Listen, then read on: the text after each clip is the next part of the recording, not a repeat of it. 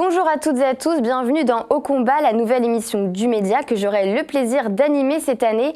Au Combat, c'est un nouveau concept que nous avons créé pour donner la parole à ceux qui luttent au quotidien, ceux que l'on n'a pas ou peu l'habitude de voir à la télévision. Cette première sera consacrée à l'hôpital public. Est-il en danger? La question ne se pose même plus. Aujourd'hui, l'hôpital a de nombreux défis à relever, vieillissement de la population, augmentation des maladies chroniques, déserts médicaux, le personnel est à bout de souffle, l'hôpital est en souffrance et partout en France, la colère monte du côté des patients et du côté des soignants.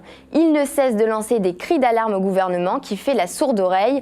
Dans quel état est l'hôpital aujourd'hui? La rentabilité a-t-elle pris le pas sur l'humanité? Sommes-nous tous égaux face aux soins? Quel sera l'hôpital de demain? Pour en parler, je suis ravie de recevoir des personnalités qui portent le combat pour un hôpital digne et humain. Anne-Sophie Pelletier, bonjour. Bonjour Virginie. Vous êtes aide médico-psychologique dans l'EHPAD des Opalines dans le Jura et candidate aux élections européennes pour la France Insoumise. Sabrina Ali Benali, bonjour. Vous êtes médecin, vous venez de publier ce livre que j'invite tout le monde à lire, La révolte d'une interne, Santé, hôpital, l'état d'urgence aux éditions du Cherche Midi. Thierry Amouroux, bonjour. Vous êtes infirmier et porte-parole du syndicat national des professionnels infirmiers. Et Clémentine Badet, bonjour. Bonjour. Vous êtes psychologue à l'hôpital psychiatrique Philippe Pinel à Amiens et membre actif de Pinel en lutte. Autour de nous, pas de public, mais des soignants venus de toute la France, de Rouen, du Havre, d'Amiens, de Paris, de Montmirail. Ils pourront eux aussi intervenir pendant l'émission. Bienvenue. Malheureusement, nous ne recevrons pas Agnès Buzyn qui a décliné notre invitation et évidemment pas Emmanuel Macron.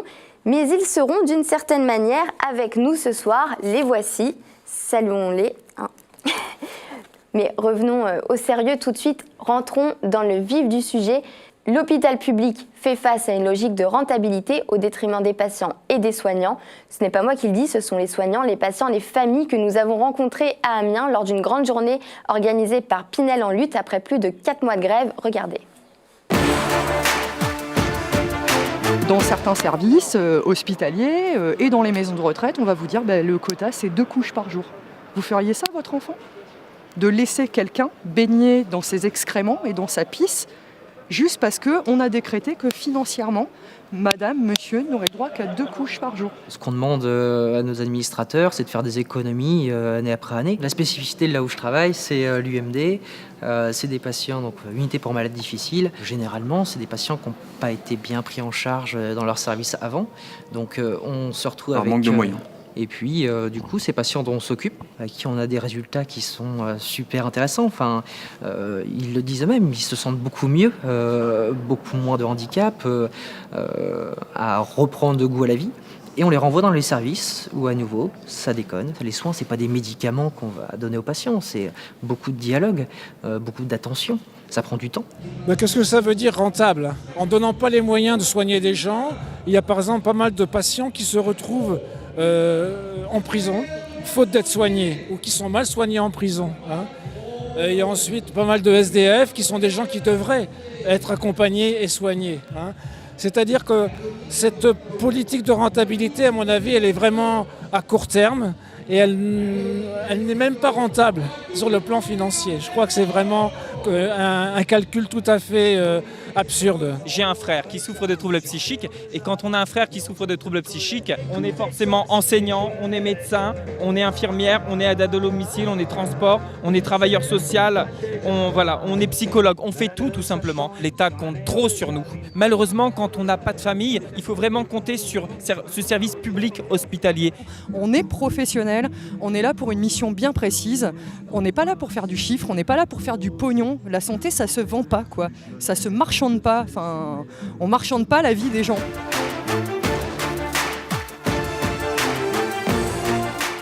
Alors on entend bien ici la colère des soignants, ça concerne ici l'hôpital psychiatrique mais c'est valable dans tous les secteurs, au service des urgences notamment. Sabrina Ali Benali, je voulais ouvrir cette séquence avec vous parce qu'il y a une phrase qui m'a frappée au début de votre livre. Vous écrivez « Je fais partie de ceux qui portent le diagnostic de dérive marchande de la santé dans une vision néolibérale court-termiste, une vision qui élargit au maximum la sphère marchande privée à tous les domaines de la vie ». appliquer pour des bénéfices de court terme. Est-ce que vous pouvez détailler ? Alors, ce que vous ne dites pas, c'est qu'après, il y a 192 pages qui détaillent. Oui. Non, alors, très rapidement, oui, en fait, on applique... nos dirigeants ont depuis 3 décennies appliquent une politique néolibérale qui consiste donc à ce que tous les pans de la vie soient considérés comme des marchandises, la santé y compris. Donc ce qui compte n'est pas, en nous concernant la santé, le bénéfice apporté aux patients. Là, de plus en plus, ce qui compte, et d'ailleurs ça fait partie des gros plans du plan de loi financement sécurité sociale, enfin en tout cas l'étendard principal affiché par la ministre de la Santé, c'est le retour des comptes à l'équilibre. On ne parle que de ça, du trou de la sécurité sociale. En fait, on entend très peu nos dirigeants parler de la santé en termes de bien-être de leurs concitoyens, en termes des progrès humains, techniques qu'on est arrivé à faire. Donc on l'apprend que sous cet aspect-là, et ensuite, pour décliner cette façon de penser qu'en finance, eh bien c'est tout le système de soins qu'on a instauré avec les mêmes modalités que celles de l'entreprise. Donc au sein des hôpitaux, le management qu'on applique aux entreprises avec vraiment devient des robots du soin où on nous demande, où une infirmière a été un jour en gériatrie, le lendemain en cardio, le surlendemain en réa, où on pense que les pions sont interchangeables, où l'acte n'est que l'acte technique, mais où parler à un malade, lui tenir la main, rassurer quelqu'un, même l'auscultation, c'est pas un acte.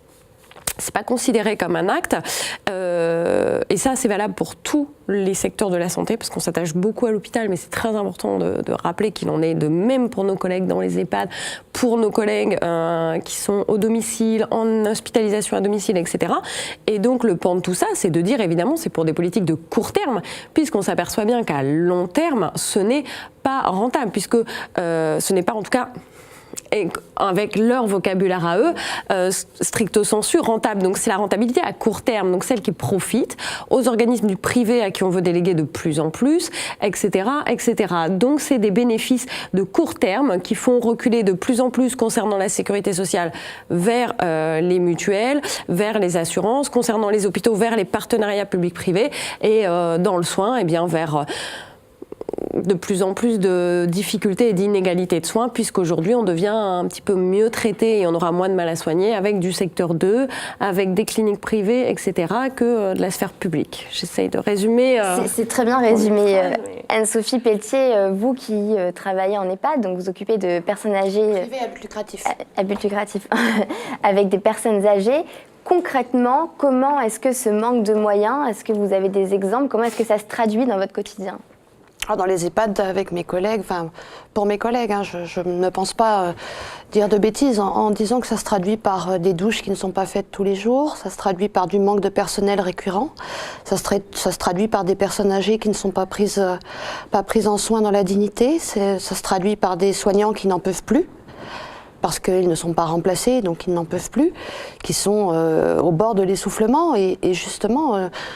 pour ces soignants qui travaillent en EHPAD privé à but lucratif, on pourrait espérer que ce soit mieux. Eh bien non, c'est pas mieux. C'est pas mieux parce que, comme le disait Sabrina, si la santé pour l'espace public n'est pas rentable, pour des actionnaires, la vieillesse est une marchandise qui est particulièrement rentable.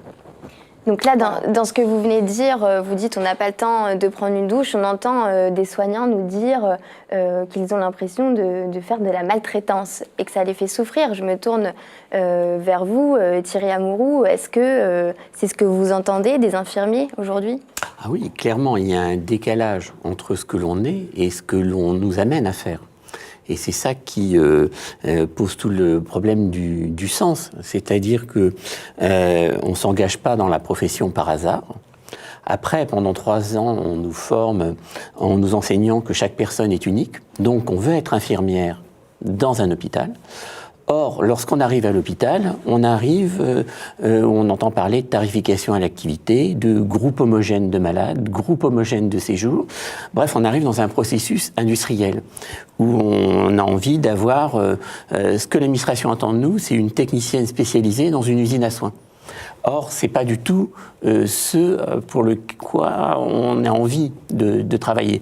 Et donc, du coup, ça fait que dans les 5 ans qui suivent le diplôme, vous avez un tiers des nouvelles diplômées qui abandonnent carrément la profession infirmière. Donc c'est un vrai gâchis humain parce qu'elles ne tiendront pas 42 ans à ce rythme. Alors là, on entend bien la souffrance des soignants, de ceux qui restent. Sabrina Ali Benali, vous dites à nos dirigeants « Je ne leur pardonnerai pas nos morts ». On sait qu'il y a beaucoup de soignants aujourd'hui qui en arrivent à se suicider. Oui, parce que je pense qu'à un moment, il faut nommer les coupables, en fait, tout simplement. Enfin, arrêtons de nous mentir. On peut dire, au bout d'un moment, ils ne sont pas au courant. Quand vous avez des études et des enquêtes nationales qui vous disent qu'un étudiant sur deux consomme des antidépresseurs, prend des anxiolytiques, a eu des idées suicidaires les derniers mois, que vous avez plusieurs suicides les uns derrière les autres, avec des lettres retrouvées au domicile qui incriminent l'état de souffrance au travail, au bout d'un moment, on peut pas imaginer que ces gens-là ne l'ont pas lu. Par ailleurs, ils sont pas bêtes non plus. Donc, la seule théorisation qui reste est donc celle du cynisme, du mépris un peu aussi. Madame Buzyn a été assez honnête finalement. On lui a posé une question au quotidien du médecin il y a 15 jours pour lui demander ce qu'elle prévoyait pour les suicides justement. Et elle a répondu que statistiquement, sur 1,2 million de salariés de l'hôpital public, puisque les autres, ça ne dépend pas directement que d'elle, mais qu'en tout cas, statistiquement, il y aurait toujours des risques. Bon, donc, mais je crois que de plus en plus, en fait, pour tous les pans, que ce soit celui de la santé et d'autres, il y a un fossé énorme entre nos vies et leurs chiffres. Et elle parle de statistiques, mais je crois que c'est vraiment ça. Vous avez lu pour beaucoup le post que j'ai mis cette semaine avec cette dame et ses yeux. Et c'est vrai qu'on ressort mal de ça. C'est ça qui nous fait le plus mal. C'est chaque jour où on perd un petit bout de peau, un petit bout de cœur, un petit bout de...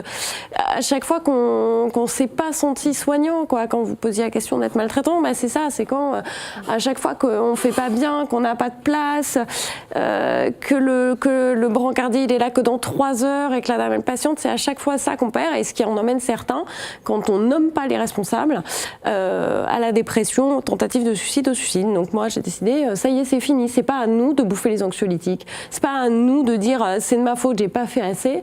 Nommons les responsables. Ces gens-là ont une... je rappelle qu'à Strasbourg, ils ont quand même déposé plainte pour mise en danger de la vie d'autrui, les médecins, devant le manque de personnel. Donc oui, ça suffit. Ces gens-là ont leur responsabilité dans l'état de santé de nos collègues et dans le décès de quelques-uns. Alors là, je me tourne vers mon public de soignants. Est-ce que c'est quelque chose que vous ressentez, vous, au quotidien ? Oui, cette souffrance-là... on l'expérimente assez régulièrement et on est souvent confronté en effet aussi à nos collègues qui nous parlent de leur incapacité à gérer des situations. On a envie de faire, on a envie de bien faire et on n'a pas du tout le suivi par l'établissement pour pouvoir mettre en place nos activités pour pouvoir éviter justement l'évolution de la maladie chez le patient. On laisse des patients dans leur coin jusqu'au moment où ils clashent, où ils explosent et on n'a rien en termes de prévention en fait. On attend le moment critique à chaque fois pour intervenir. Et ça c'est dans la souffrance. Le patient, forcément, ça se passe davantage dans la souffrance pour lui, ça se passe aussi davantage dans la souffrance pour nous. Cette difficulté à intervenir à ce moment-là et de savoir que ça peut que mal se passer.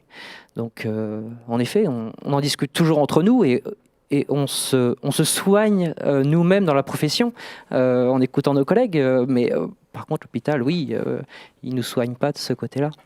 Merci Pierre des Blouses Noires. On va tout de suite passer à la réponse du gouvernement. Justement, le gouvernement vient de dévoiler son fameux plan Ma Santé 2022 qui sera proposé au Parlement début 2019. On s'est penché dessus. Agnès Buzyn a promis de débloquer 3,4 milliards d'euros d'ici à 2022. Et dès 2019, 400 millions d'investissements. La moitié sera consacrée aux aides à l'investissement immobilier des hôpitaux, un tiers à la structuration de l'offre de soins et le reste au système d'information et de mesures de reconnaissance de métiers et de formation. Donc là, je lis ce fameux plan santé. Thierry Amouroux, est-ce que vous pouvez me dire si ce plan vous semble cohérent ? D'abord, fake news. C'est-à-dire que le projet de loi de financement de la sécurité sociale pour 2019 fixe un budget de dépenses de l'assurance maladie à 2,5%. Alors que les besoins naturels de l'hôpital pour tenir compte des médicaments innovants, etc., c'est 4%. Donc, en clair, ça veut dire qu'on va retirer en 2019 910 millions d'euros aux hôpitaux, comme en 2018, on a retiré 960 millions d'euros au budget des hôpitaux. Ça, c'est la réalité. Derrière les discours, en fait, il y a toujours moins pour l'hôpital. Et lorsque Madame Buzyn dit, ben voilà, on va développer 600 hôpitaux de proximité, là encore, fake news, parce que les gens se disent, oh, chouette, ça va s'améliorer. Non, ça veut dire qu'un hôpital local d'aujourd'hui, on va demain le transformer en hôpital de proximité, c'est-à-dire qu'on va lui retirer sa chirurgie, on va lui retirer ses urgences et on va lui retirer la maternité. Donc ça restera un dispensaire géant qui s'occupera de gériatrie, qui fera de l'imagerie, qui fera de la télémédecine, mais on remet en cause tout le tissu social. Voilà. Ensuite, sur les 4000 postes d'assistants... On va y venir. Je vous coupe parce qu'on va y venir. Je voudrais rebondir. Vous avez parlé de ces fameux hôpitaux de proximité. Agnès Buzyn veut en labelliser, comme elle dit, 500 à 600. Et elle a carrément dit au quotidien du médecin, c'était en septembre dernier, oui, il y aura des services fermés lorsqu'ils ne parviennent pas à fonctionner avec un niveau de qualité et de sécurité suffisant. En proximité, on ne peut pas tout maintenir. Clémentine Badet, vous qui assistez à l'hôpital Pinel à la fermeture de services, est-ce que ça vous inquiète d'entendre ça de la part de la ministre ? Oui, effectivement c'est inquiétant, surtout quand on nous parle de... Enfin, vous disiez de qualité. J'ai l'impression que les nouveaux outils, même en psychiatrie, les nouveaux outils qui nous sont proposés actuellement ne sont absolument pas là pour évaluer la qualité de notre pratique, mais il est bien question de quantité. Et en psychiatrie spécifiquement, notre premier outil, c'est la relation, c'est notre psychisme qui nous permet de transformer les mouvements et les problématiques des patients. Et ça ne se quantifie pas. Enfin, c'est vraiment antagoniste. On n'arrive pas à utiliser ces nouveaux logiciels informatiques qui nous sont demandés par la direction pour faire état, pour rendre des comptes sur notre pratique, ça ne colle pas du tout avec le travail qu'on fait, en tout cas un travail qui se veut de qualité, qui nous permet d'accompagner et de soigner nos patients. Donc c'est effectivement assez inquiétant. Je me demande du coup sur quels critères ils vont pouvoir évaluer notre travail et... Voilà, justement, Thierry Amouroux, vous parlez dans ce plan santé des fameux assistants médicaux. Alors, 4000 postes seront créés. Ce sera, je la cite encore, du temps médical dégagé. C'est le plan qu'il dit. Ils auront pour mission l'accueil des patients, le recueil des données et des constantes, la vérification des vaccins et dépistages, le pré-remplissage de documents administratifs et la prise de rendez-vous. Et Agnès Buzyn explique que dans le quotidien du médecin, selon nos calculs, cela pourrait dégager 15% de temps médical et 2000 médecins équivalents temps plein. L'objectif est d'être opérationnel dès 2019 pour les premiers recrutements. En contrepartie, la communauté de médecins s'engagera à prendre davantage de patients. Sabrina Ali Benali, vous qui êtes médecin, vous avez travaillé dans différents services. Qu'est-ce que vous pensez de ces fameux assistants médicaux qui visent au final à ce que vous voyez encore plus de patients ? Je pense qu'on est loin, en tout cas pour l'instant, des préoccupations de la médecine, des préoccupations des médecins généralistes qui ne sont plus les médecins généralistes d'il y a un siècle, où c'était souvent monsieur qui était docteur, madame qui ne travaillait pas, qui gardait les enfants et qui faisait ses comptes.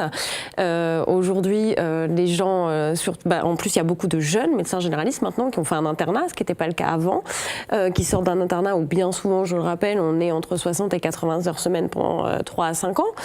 Donc, sortie de là, surtout dans la conjoncture aujourd'hui, où on n'a plus les parents à côté qui gardent les enfants, il y a des éclatements géographiques, un éclatement social, une augmentation des prix des loyers. Donc, tout le monde, sorti de ces 3 à 5 ans, n'est pas en capacité de continuer à faire 80 heures semaine et de se d'amener à la médecine. Les gens, et c'est bien normal, ont envie de voir leurs enfants le soir et de voir un patient plus d'un quart d'heure. Et pour certains, comme moi, on aime beaucoup faire nous-mêmes la prise de tension, l'accueil du patient, parce qu'il se passe plein de choses dans une consultation. Quand on dit bonjour, quand on serre la main, quand on voit dans quel état la patiente arrive, c'est déjà le début d'un interrogatoire et d'un examen. Donc le problème est d'abord de comment on s'organise. Aujourd'hui, la médecine générale, elle rencontre plein de difficultés. On le disait là, dans ces automatismes, dans toute cette bureaucratie qu'on nous demande d'évaluation des indicateurs qui n'en finissent plus, ça c'est une perte de temps immense. Ensuite, il y a plein de problèmes. Elle parle de décloisonnement, j'adore ce mot, il est servi à toutes les sauces.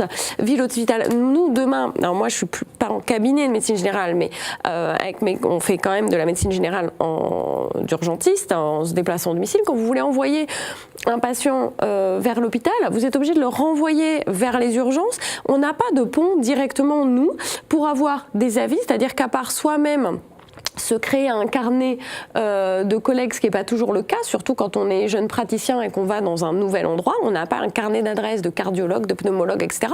Et ça, c'est pareil. Quand elle parle de décloisonnement, mais commençons par là, commençons par faire des rencontres. Et là, on a besoin de temps pour ça, du temps. Commençons à faire des endroits où, quand il parle de l'importance du régional, eh bien oui, rencontrons-nous entre les médecins généralistes d'une zone, les urgentistes, les spécialistes, pour pouvoir envoyer des gens directement et avoir une relation de confiance entre praticiens pour pouvoir désengorger aussi les urgences, qu'ils n'aient pas à y repasser. Ensuite, pourquoi on ne fait pas, au lieu de, comme elle l'a fait, en plus des ARM, des assistants de pratique, je sais plus comment, assistants médicaux, de rémunérer un petit peu mieux les internes, les super internes de dernière année qui pourraient faire la médecine de ville à côté en remplacement juste après leur internat, ce qu'ils le font déjà. Mais aujourd'hui, vous avez plein d'endroits où il n'y a pas de maître de stage de médecine générale. Donc vous avez plein de facs où les internes, ils veulent faire leur stage de MedG, ils peuvent pas parce qu'il n'y a pas assez de tuteurs. Enfin, il y a plein de choses à faire avant ça pour récupérer du temps médical.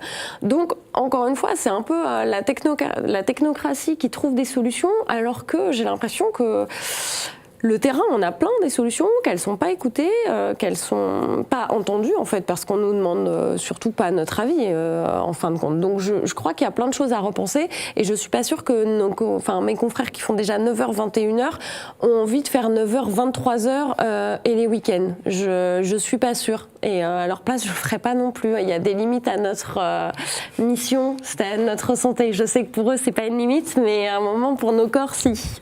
Alors Thierry Amouroux, vous qui êtes infirmier, assistant médicaux, on a l'impression, dans cette définition de ce nouveau métier qui est créé, est-ce que ça ne parasite pas votre profession ?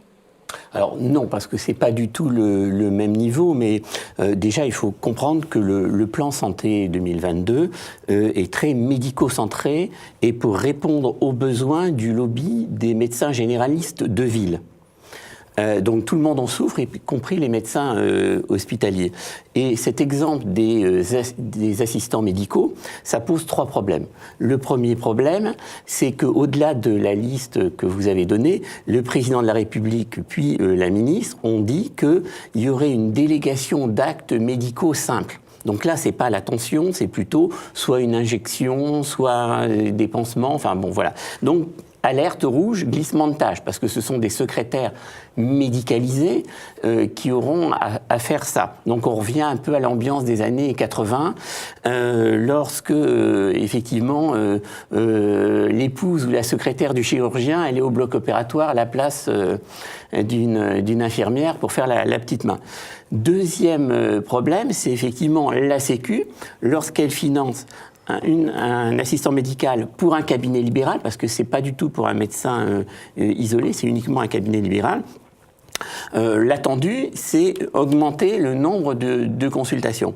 Et donc, que la consultation, qui aujourd'hui est de l'ordre de 10 minutes, réduise à 7, 8 minutes, justement en supprimant la prise de tension, tout cet aspect qui, effectivement, est un moment d'échange.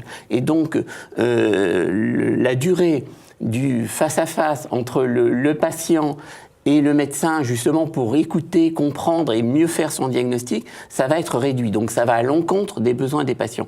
Et le troisième problème, c'est que ces 4000 postes, avec les charges sociales, la Sécu va financer ça à hauteur de 200 millions d'euros par an, garantis pendant 3 ans, donc 600 millions, et donc pour payer des secrétaires médicalisés à des cabinets de médecins généralistes qui font pas pitié.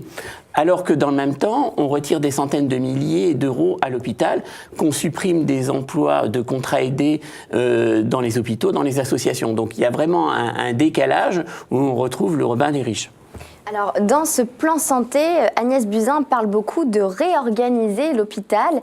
On a rencontré François Ruffin à Amiens et il nous a dit ce qu'il en pensait. Là, pour l'instant, elle dit que c'est un problème d'organisation. Et en disant que c'est un problème d'organisation, c'est quasiment comme si même elle renvoyait la culpabilité du côté du soignant qui ne sait pas s'organiser.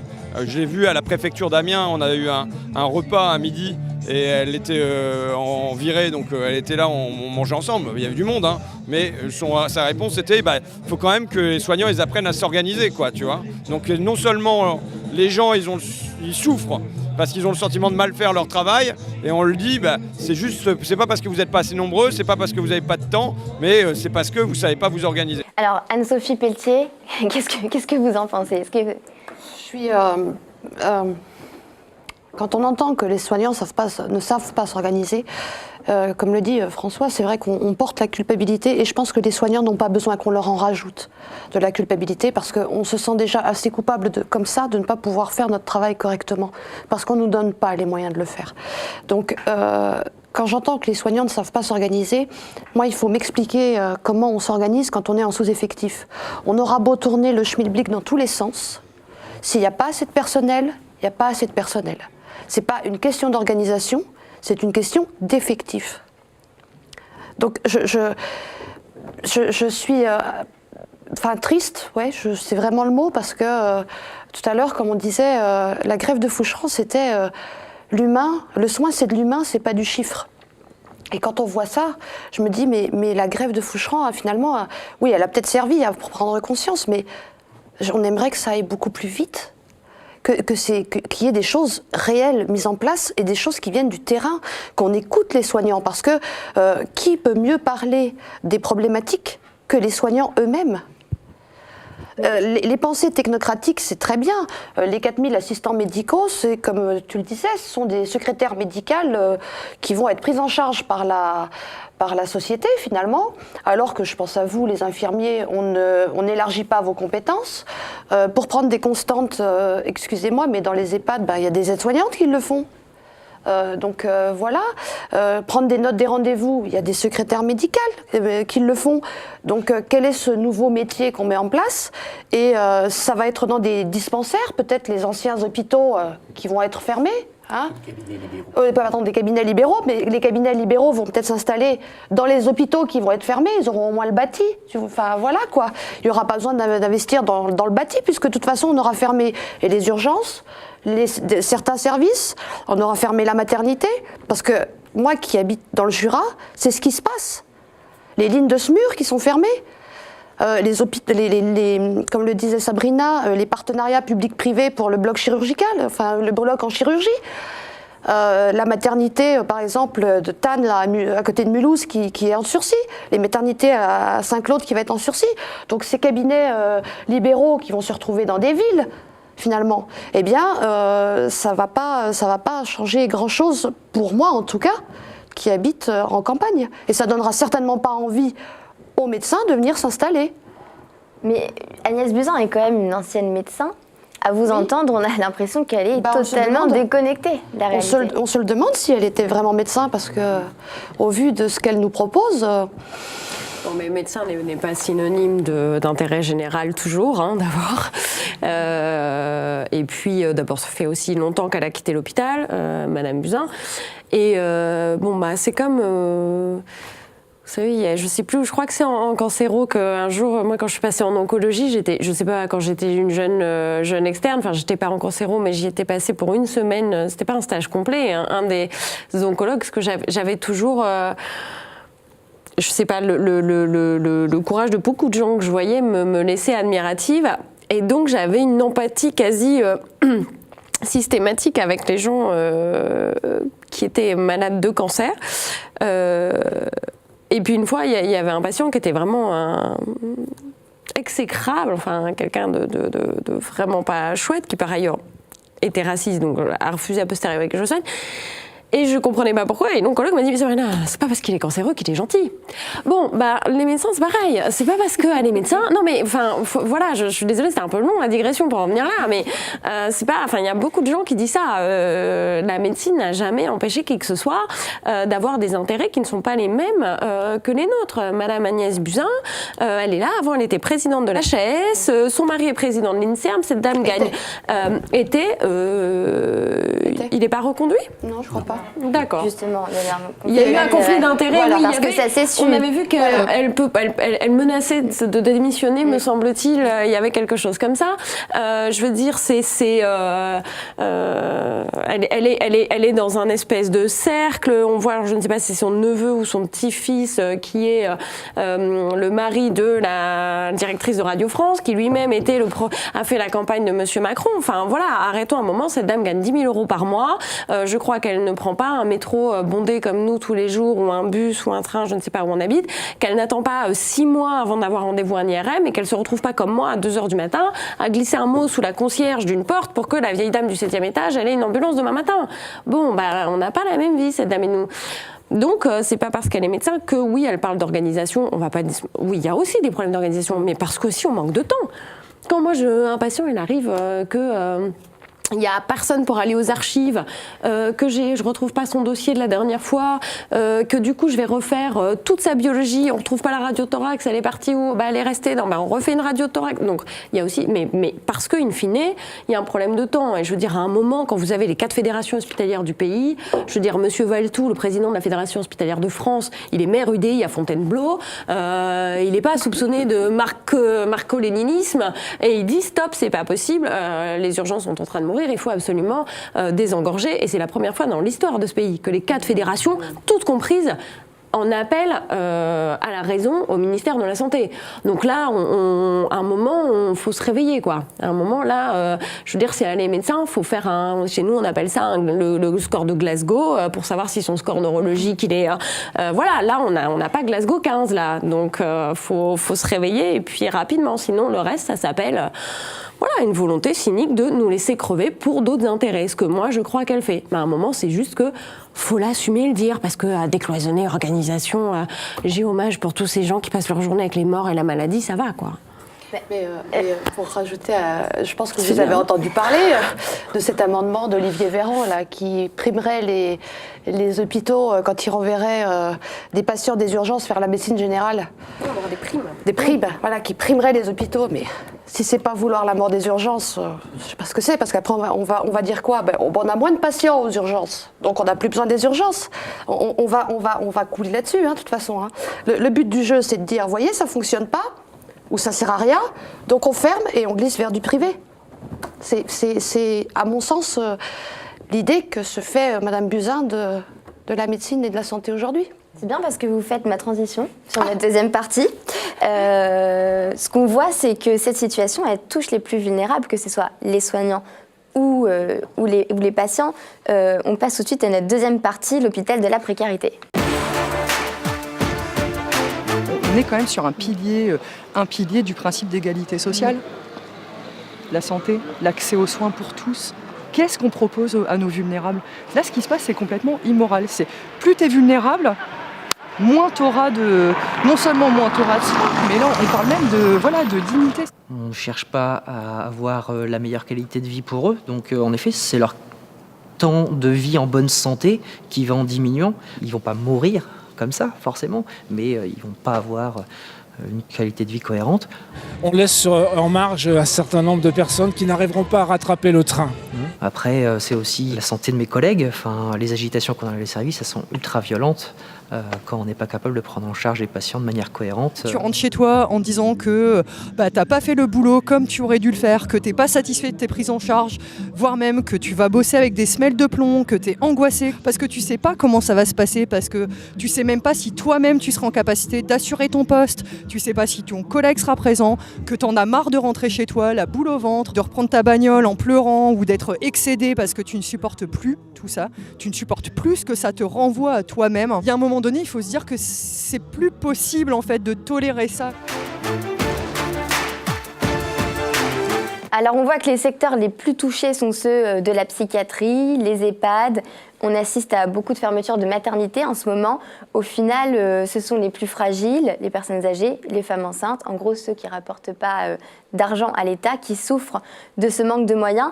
Pour en parler, on a rencontré Simon. Il a un profil un peu particulier. Il est patient en psychiatrie en ambulatoire à l'hôpital Pinel. Il n'est pas interné. Il travaille pour le Parti communiste à la mairie d'Amiens. Dans l'opposition, il est inquiet sur l'avenir de son hôpital. Regardez. Je suis en hôpital de jour, ce qui veut dire en ambulatoire. Ça veut dire qu'on vient à l'hôpital, mais seulement sur rendez-vous. On n'est pas... vous voyez, ne dormez pas. Voilà, exactement. C'est pour ça qu'on appelle ça hôpital de jour. Et du coup, d'ailleurs, ce service est menacé. C'est aussi pour ça que, au-delà du fait que je sois convaincu qu'on ait besoin d'un hôpital public, peu importe qu'il soit psychiatrique ou pas, je suis aussi concerné fortement par la baisse de ces budgets et surtout par les fermetures de ces services.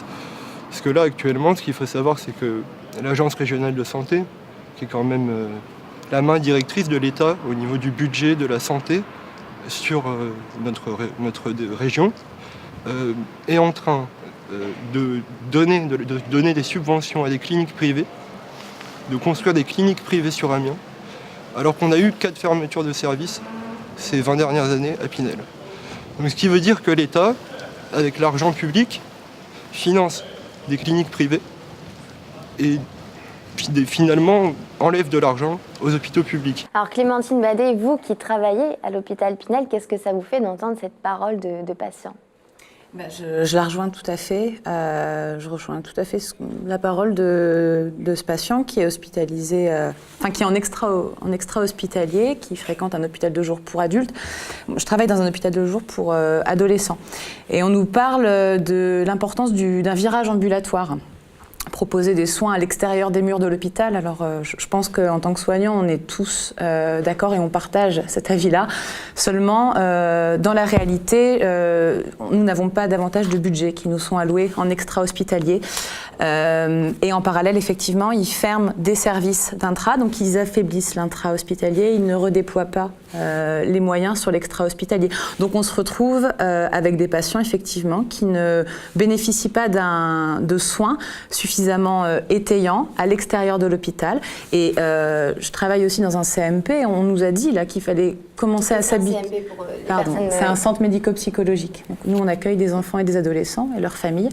On nous a dit là récemment qu'il fallait commencer à s'habituer à gérer la crise, à gérer l'urgence en ambulatoire, à l'extérieur de l'hôpital. Alors nous, on renvoie que l'urgence, c'est plutôt au niveau des services d'hospi, mais on nous dit que non. Du coup, par glissement, nous allons devoir être amenés à gérer des situations de plus en plus compliquées et tendues à l'extérieur des murs de l'hôpital, en extra-hospitalier.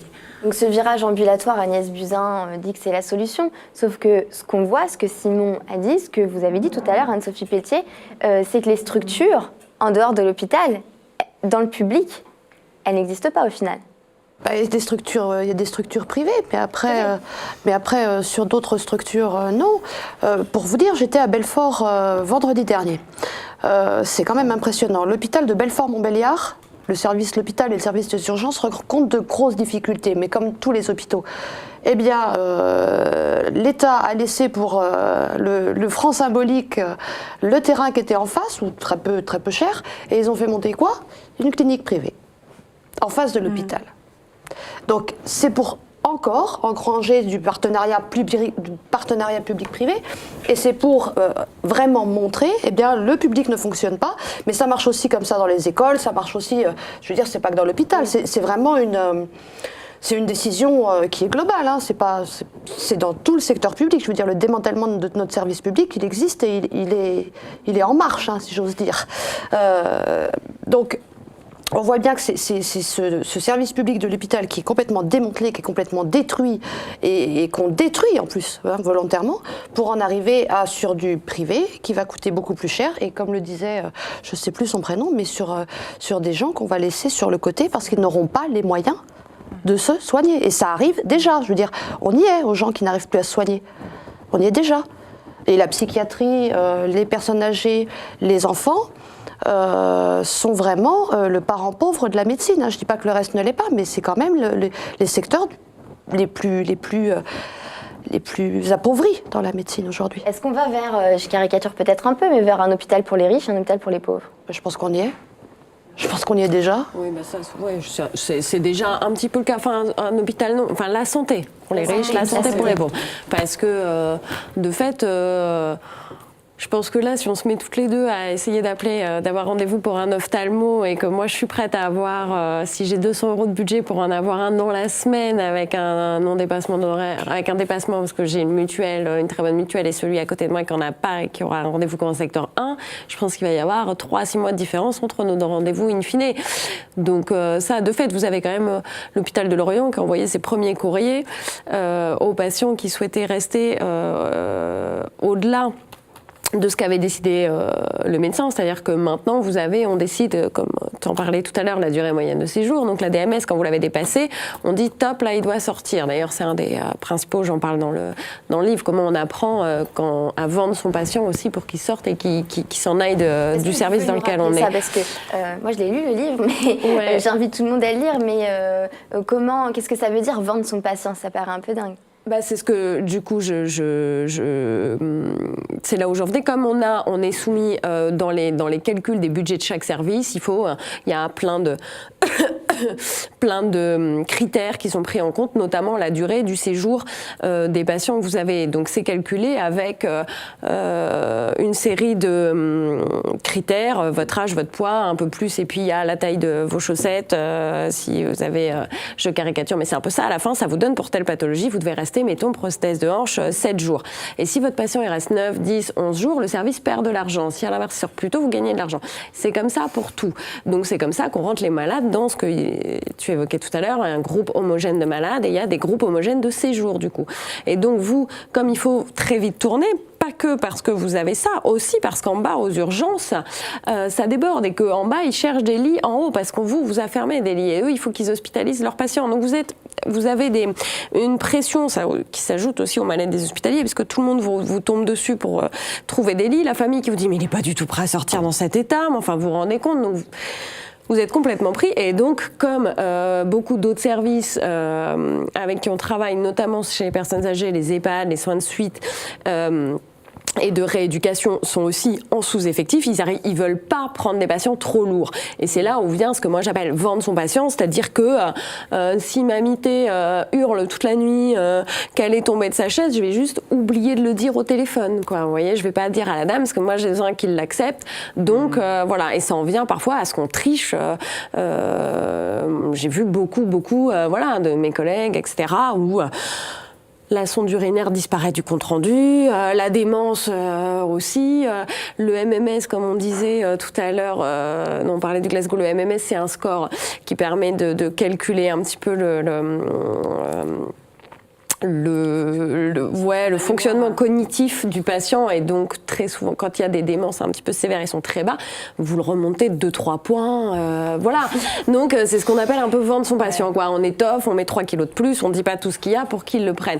Et donc d'où le point là, quand on parle de ça, quand je disais à l'hôpital de Lorient aujourd'hui, comme on se base que sur des indicateurs et des choses comme ça, aujourd'hui ils sont à des impératifs de sortie à jour T, et donc on a envoyé des premiers courriers aux patients pour dire si vous ne sentez pas en état de rentrer, mais que le médecin a décidé que c'était tel jour, les frais d'hospitalisation vous incomberont et ne seront plus remboursés par la sécurité sociale. Donc c'est bien là où on se retrouve déjà avec cet hôpital, parce que demain, si vous avez une très bonne mutuelle ou que vous-même vous êtes prêt à payer, c'est à peu près 1100 €, je crois, par jour, une journée d'hospitalisation. Juste le lit, sans examen, sans rien. 15 000, ouais. Presque, ouais. Donc, si vous êtes prêt à payer 1 000 €, que vous avez une très bonne mutuelle qui prend ça en charge, ben vous dites, OK, moi, je me sens pas en état de rester, de sortir et de rentrer chez moi et je passe une nuit. Soit, la personne qui n'a pas les moyens, elle se posera pas la question, même si elle se sent pas en état, elle rentrera chez elle. Donc, il y a aussi toute cette notion où la voix du malade, du patient, elle n'existe plus. Enfin, moi, ça m'arrive 20 fois à des gens qui se sentaient pas en état, où moi, je pensais que médicalement, les chiffres que j'ai une tension stable, il n'a pas de fièvre, je me dis, pour moi, il y rentre. Si vraiment ils se sentent pas, enfin les gens n'adorent pas être à l'hôpital, quoi. Faut pas déconner, ils sont pas avec leurs enfants, ils sont pas chez eux. Ça va, nos blouses, c'est pas Chanel. Non mais c'est vrai, la bouffe est dégoûtante. Franchement, ils sont pas là pour le plaisir. Donc si le mec il dit non, je me sens pas de rentrer, c'est qu'il se sent pas de rentrer, quoi. Donc arrêtons. Et tout ça, voilà, on dégage en fait, on revient avec ça, avec l'ambulatoire, à une médecine uniquement organique, quoi. On traite des chiffres, une tension, s'il y a de la fièvre ou pas, un chiffre de température. Ça a été réparé, fait voir les fils de suture, c'est bien. Et l'humain qu'il y a derrière, la personne, comment elle va rentrer, on s'en fout, quoi. En fait, littéralement, c'est le retour à l'aspect uniquement technicien et tout ça pour des objectifs rentables. C'est ça qui est en plus dingue. Parce qu'on pourrait, comme tu dis, c'est très très bien d'imaginer soigner plus vers la maison, soigner plus, mais juste donnons-nous les moyens de le faire. Moi, j'ai un patient qui sort, qui va aller le voir? Moi, je fais de la permanence de soins en urgence au domicile. J'en vois toute la semaine des gens qui appellent, qui sortent de chirurgie ambulatoire, qui du coup n'ont pas de médecin traitant, qui n'ont un rendez-vous que dans une semaine. Donc pour l'instant, c'est les médecins urgentistes de permanence de soins qui vont les voir et c'est le SAMU qui nous les renvoie. Parce qu'ils ont appelé le 15. Donc il y a un problème. Donc pour l'instant, d'abord on organise et puis ensuite on le fait. On ne commence pas par faire sortir les gens dehors et puis après on verra comment on s'organise pour vous suivre. Parce qu'il faut un retour arrière, c'est ce qu'on appelle les patients boomerang et ils reviennent aux urgences. Donc on entend parler de la violence à l'hôpital, mais bon, avec ce que vous venez de nous dire, ça paraît logique qu'au bout d'un moment, les patients, les familles soient excédés. On a entendu parler, Martin Hirsch veut installer des caméras, Thierry Amouroux, dans les hôpitaux pour contrer la violence. Mais la violence, est-ce qu'elle n'est pas là, la cause de la violence ? Ah oui, bien sûr, oui. Il y a 15 agressions d'infirmières par jour. Mais parce que les gens en ont marre d'attendre. Hein. Il faut voir qu'on a fermé 95 services d'urgence en 10 ans en France. Donc là où vous aviez 2 heures d'attente dans un petit service d'urgence, vous avez des méga services d'urgence où vous allez attendre beaucoup plus parce que quand vous arrivez aux urgences, vous êtes accueilli dans les minutes qui suivent par une infirmière qui va dire si c'est une urgence vitale et donc l'interne le voit dans la demi-heure qui suit, soit c'est une urgence relative et c'est dans les 2 heures, soit c'est une consultation et c'est quand le médecin sera disponible, donc ça veut dire 6, 8, 10 heures d'attente. Et effectivement, les gens, quand ils attendent, qu'ils ont mal, déjà, ils s'énervent. Ils voient d'autres personnes qui arrivent plus tard et qui passent en premier parce que leur état est plus grave. Mais voilà, déjà, à la file d'attente à la boulangerie, quand quelqu'un vous passe devant, vous n'êtes pas forcément heureux. Mais en plus, quand vous avez mal et que ça fait des heures que vous avez mal, que vous attendez et que quelqu'un passe, voilà. Donc, c'est pour ça qu'il y a une montée de l'agressivité.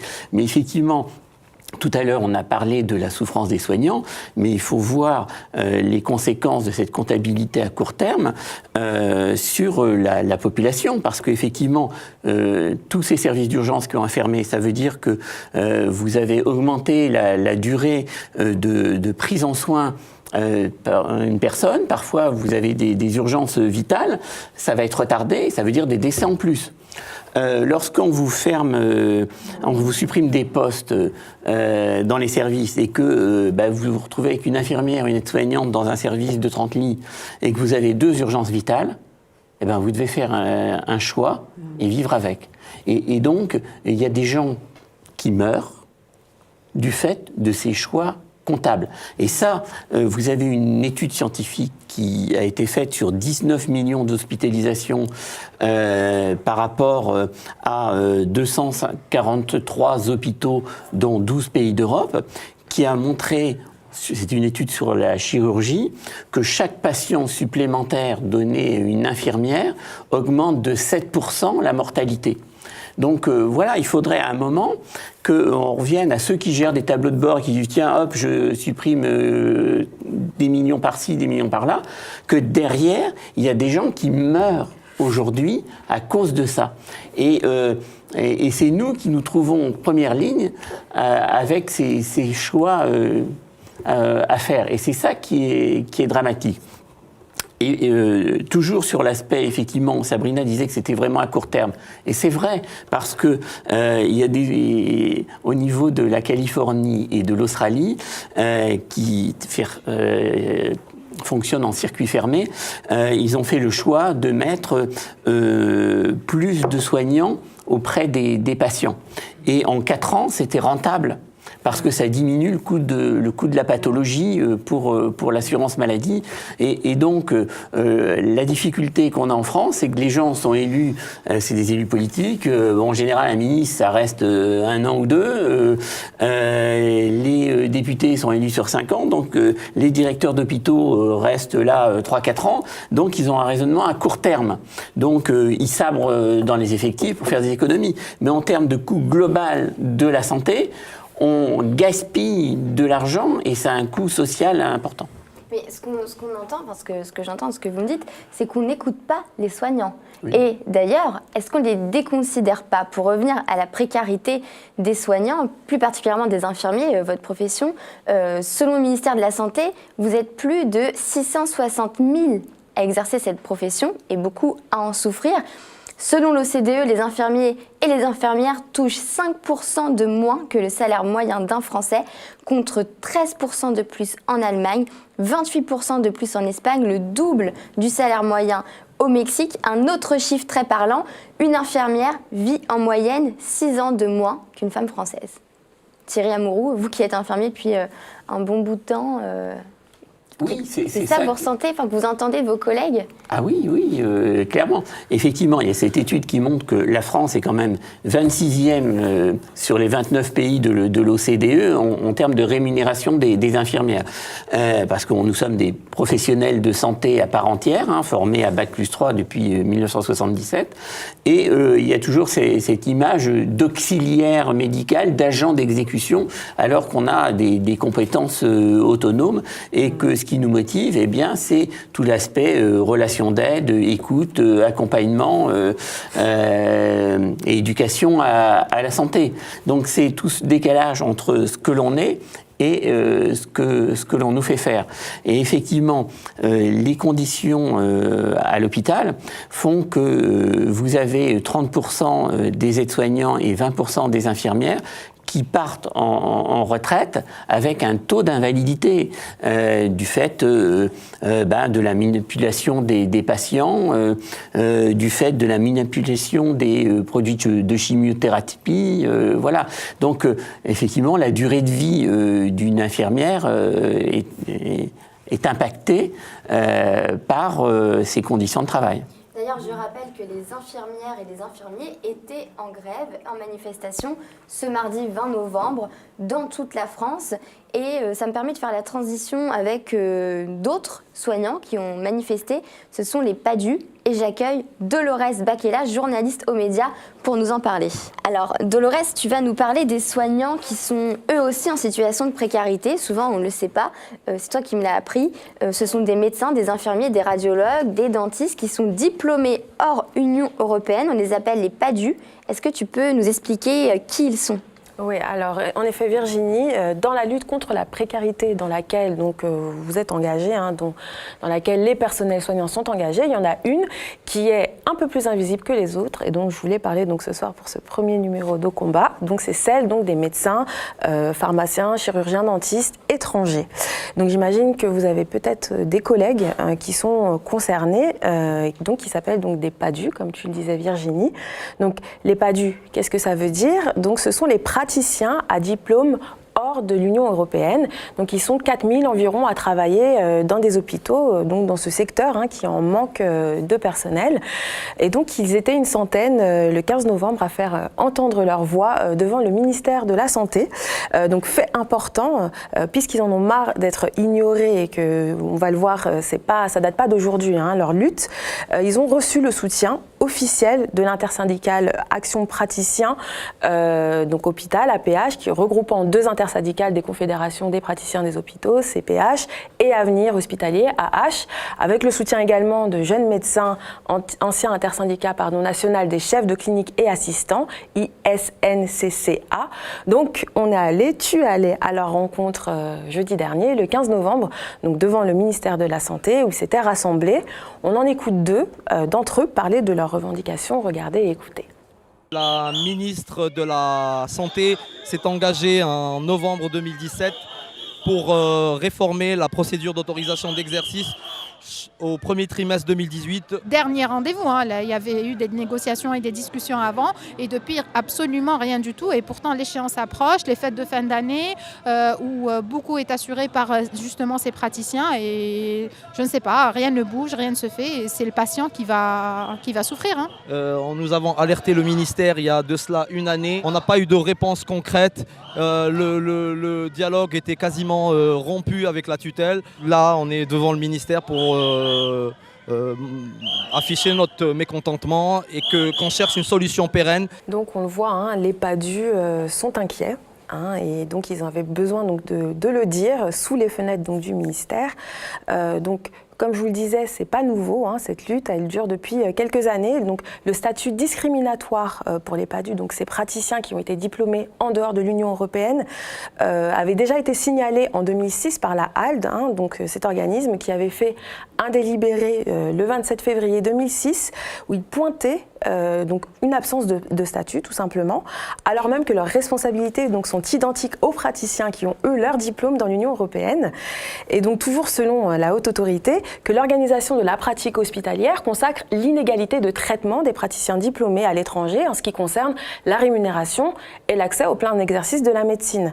Alors dès lors, donc ça c'est un peu technique mais c'est important de le souligner quand même, dès lors, le dispositif faisant participer les praticiens diplômés en dehors de l'Union européenne à l'exercice de la médecine, sans la possibilité donc de l'exercer pleinement, puisqu'ils n'ont pas vraiment de statut, mais ils ont quand même toutes les responsabilités qui vont sans ce statut, constitue donc une discrimination prohibée par l'article 19 de la loi numéro 1486, voilà, là c'est vraiment très technique, du 30 décembre 2004 portant création de la HALD. Donc vraiment, ça a été consacré comme tel, mais il faut quand même donc les écouter, expliquer concrètement quelles sont ces discriminations. On regarde.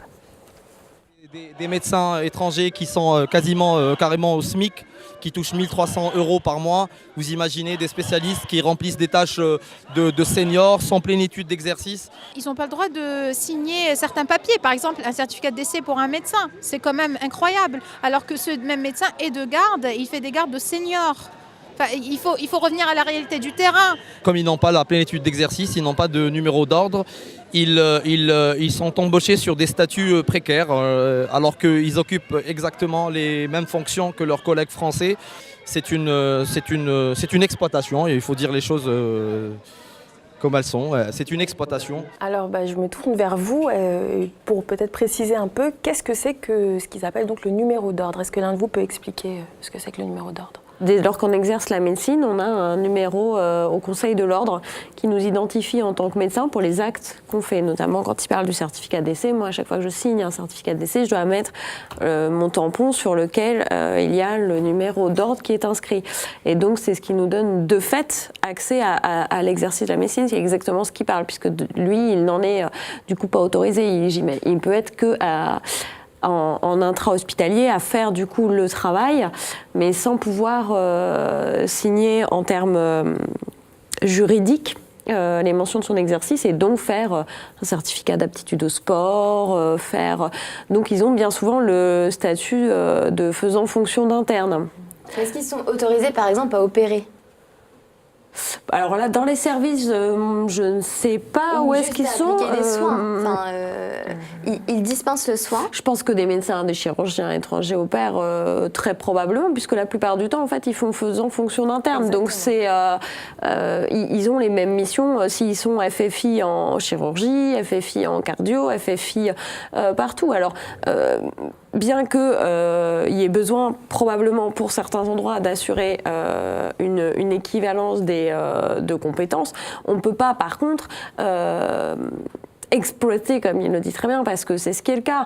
Dans le film Hippocrate de Thomas Lilti, c'était assez révélateur, parce que c'est vrai que ça se passe comme ça, les choix de garde, celles dont personne ne veut parce qu'ils sont loin de tout, c'est les FFI qui vont les faire, etc. Donc en plus, pour beaucoup, ils ont des pratiques qui ne sont pas que discriminatoires dans le salaire, mais qui le sont aussi du coup dans leur exercice, dans les staffs, on ne considère pas toujours leurs décisions parce que ça vient du FFI, etc. Donc il faut reclarifier évidemment ces situations, et encore plus, soit on dit qu'ils ont une nécessité de formation pour s'adapter, je sais pas, à des techniques particulières qu'on aurait nous dans certains services, en chirurgie notamment. Moi je suis pas chirurgien, mais admettons, soit on leur et à ce moment-là ils ont les années qu'on estime nécessaires à leur formation, et ils ont à ce moment-là un travail qui va aussi en conséquence, c'est-à-dire que moins d'heures, des heures d'apprentissage destinées qu'à ça, soit à ce moment-là ils ont les mêmes responsabilités qu'un PH, qu'un praticien hospitalier, et ils ont donc les responsabilités et le statut juridique plus le salaire qui est le même, point barre. Alors voilà, il fallait un peu comprendre que effectivement, donc ce numéro d'ordre qui consacre en fait la possibilité d'exercer et d'avoir donc des responsabilités au sein de l'hôpital, donc ils ont les responsabilités, et puis comme il le rappelait dans le reportage, quand même beaucoup d'aspects positifs en moins, que ce soit la rémunération, vous l'évoquiez rapidement aussi, potentiellement, ce qu'ils ne nous ont pas du tout évoqué, les problématiques ensuite relationnelles. Mais il se trouve que donc il y a un manque criant de professionnels dans des endroits, notamment des déserts médicaux, et que donc, vous pouvez en témoigner, et que pourtant, eux, donc ils sont employés. Et ce qui plane sur leur tête, donc c'est le 31 décembre 2018, et voilà pourquoi je voulais aussi porter ce fait-là à la connaissance de peut-être ceux qui ne le savaient pas. Donc prendra fin le délai supplémentaire accordé aux PADU pour obtenir leur autorisation d'exercice, puisqu'effectivement ils ne sont pas ils n'ont pas le même statut que des médecins qui ont étudié dans l'Union européenne. Donc la loi relative à l'exercice des professions de médecins, chirurgiens, dentistes, pharmaciens et sages-femmes du 1er février 2012 devait pourtant leur permettre aux PADU, donc, qui ont été recrutés avant le 3 août 2010, de continuer à exercer dans les établissements de santé publique et privés d'intérêt collectif, donc les ESPIC, jusqu'au 31 décembre 2016. Donc ça créait donc un examen qui faisait office de procédure dérogatoire, d'autorisation d'exercice. Donc c'est grâce à ça qu'ils pouvaient ensuite régulariser leur situation en obtenant un statut d'associé. Mais cette mesure, qui était pourtant conçue comme temporaire et qui n'incluait pas les moins anciens dans le statut, a finalement été prolongée donc, par un amendement à la loi Montagne qui est daté donc, de 2016. Et la date butoir a été ainsi décalée au 31 décembre 2018, le temps de à nouveau légiférer sur ce statut. Mais à ce jour, et c'est pour ça qu'ils étaient dans la rue le 15 novembre, il n'y a eu aucun texte qui a été publié en ce sens. Alors, dans le cadre de la loi Asile et Immigration, qui les concernait aussi, il y a eu un amendement qui proposait de repousser encore la date au 31 décembre 2020, donc de leur donner... voilà. Voilà. Donc, ce qui n'arrangeait pas, effectivement, ces praticiens, puisque ça ne change pas le fait qu'ils restent dans un statut précaire, comme il l'évoquait, c'est-à-dire toujours sous-payés, avec des responsabilités, mais pas le droit de les avoir au point de signer, etc. Donc, certains se sont même déjà fait notifier donc par leur supérieur qu'à partir du 1er janvier, ils ne pourraient tout simplement, donc du 1er janvier 2019, ils ne pourraient tout simplement plus exercer dans leurs hôpitaux. Donc les médecins qu'on a rencontrés à la manifestation nous expliquent à quoi ils sont confrontés. Regardez. Les gens ne se posent pas de questions, ils vont, ils consultent, ils trouvent beaucoup de PADU, surtout au niveau des urgences, des services de psychiatrie, des services de gériatrie. Vous trouvez des services où il n'y a que des PADU, que des médecins à diplôme étranger. La législation actuelle prévoit une mise à la porte de tous ces praticiens à diplôme hors Union européenne, c'est-à-dire médecins, pharmaciens, chirurgiens dentistes et sages-femmes à la fin de cette année, donc au 31 décembre 2018. 4000 praticiens quitteront dans le secteur public. Vous imaginez 4000 personnes, s'ils s'arrêtent, c'est des services sensibles, c'est de la continuité des soins qui va en prendre un coup. Dans des endroits où c'est des déserts médicaux principalement. Voilà, on a des professionnels qui, comme vous, ont à cœur, même s'ils sont dans une situation discriminatoire importante, le soin du patient. Et donc, du coup, la vraie question qui se pose sur leur cas, c'est est-ce que le politique est en droit de risquer de supprimer et de les empêcher de continuer d'exercer dans des endroits et dans des services qu'on a vus sous tension, dans des services où, en fait, il y a, ou dans des zones où, en fait, ce sont des déserts médicaux et où, parfois, ils représentent presque la majorité de la population médicale donc dans certains établissements. Donc des engagements de la part de politiques qui sont restés lettres mortes, une précarité financière, une impossibilité de se stabiliser et au bout de la chaîne, donc des patients qui sont forcément moins bien soignés. Donc si c'est la situation que vous vivez en bonne partie, les PADU sont encore plus exposés à ces difficultés et d'ailleurs à l'heure où nous enregistrons cette émission, que vous regardez, chers sociaux et autres aficionados du média, il y a eu un signe du côté du ministère de la Santé. Oui, tout n'est pas si négatif. Nous enregistrons en effet à la veille du lancement de la concertation des PADU avec le ministère de la Santé, où ils seront reçus, donc le 23 novembre, comme quoi on peut se mobiliser et quand on se mobilise, ça peut forcer à agir au plus haut niveau de l'État. Mais ils restent quand même sur leur garde, parce qu'il s'était produit la même chose au moment où il y avait eu ce délibéré que j'ai évoqué avec vous en 2006, donc, qui a été publié par la HALD, et on le voit 12 ans après, très régulièrement, leur situation revient régulièrement sur le tapis. Donc les choses ont peu évolué, donc si les choses bougent, les PADU restent méfiants. Est-ce qu'à votre avis, ils ont raison par rapport à la concertation qui aura lieu donc, et qui a lieu au moment où on enregistre l'émission, le lendemain? Au vu de tout ce qu'on a entendu en témoignage et vu, on peut comprendre qu'ils restent méfiants, oui. Je pense que c'est normal. Vous voyez beaucoup réagir quand ils évoquaient dans le reportage le fait que potentiellement ils pouvaient donc ne plus travailler et donc quitter des hôpitaux qui sont quand même qui fonctionnent beaucoup grâce à eux. Est-ce que vous travaillez avec des PADU et si c'est pas le cas, est-ce que effectivement vous savez, vous connaissez des situations où le fait qu'ils ne puissent plus exercer, ça peut menacer des services, des fonctionnements de services? Si je peux juste dire quelque chose, c'est peut-être une analyse complètement idiote, mais tant pis. Hein. Mais ce qui m'inquiète, c'est que là, vous disiez qu'ils avaient rendez-vous donc au ministère de la Santé et tout ça. Mais déjà, si j'ai bien entendu, depuis 2016, donc ils sont salariés des hôpitaux, avec des responsabilités de médecin sans avoir le statut de médecin, donc forcément aussi moins rémunérés, avec des problèmes peut-être, comme le disait Sabrina, d'équipe et tout ça. On a reporté ça en 2018, donc ça fait 2 ans qu'ils sont toujours exploités de la même façon. Et j'ai peur que, très honnêtement, j'espère que ça ne se passera pas comme ça et qu'ils arriveront à trouver un vrai statut en continuant la mobilisation. D'ailleurs, je pense qu'il faut qu'on se mobilise et qu'on les accompagne. J'espère simplement qu'on ne va pas encore reporter leur statut, encore 2 ans ou 3 ans, parce que ça veut dire qu'ils vont rester dans la même exploitation. Donc à un moment donné, on a l'impression que ça fait une CDD sur CDD sur CDD sur CDD, quoi. Jusqu'à quelle mesure on peut s'autoriser à laisser des gens médecins dans cette situation-là, quoi. Vous disiez pour 2020 que la loi Asile et Immigration prévoyait encore 2 ans possibles dans le ministère de la Santé, ça va encore être reporté. J'ai l'impression d'avoir des travailleurs détachés, en fait. Après, comme beaucoup, je pense que en fait, le ministère essaye beaucoup de gagner du temps sur beaucoup de points. Moi, j'ai l'impression qu'on ne voit pas beaucoup d'autres choses. Ils vont de concertation en concertation. Quand c'est pas pour les magistrats, c'est pour les profs. Quand c'est pas pour les profs, c'est pour les médecins. Quand c'est pas pour les médecins, c'est pour les PADU. Les sous-médecins qu'ils sont. Donc voilà, après, moi, je ne vois pas comment ils pourraient s'en passer honnêtement, parce qu'on sait tous, l'hôpital fonctionne évidemment sur les internes, il fonctionne aussi du coup sur les FFI.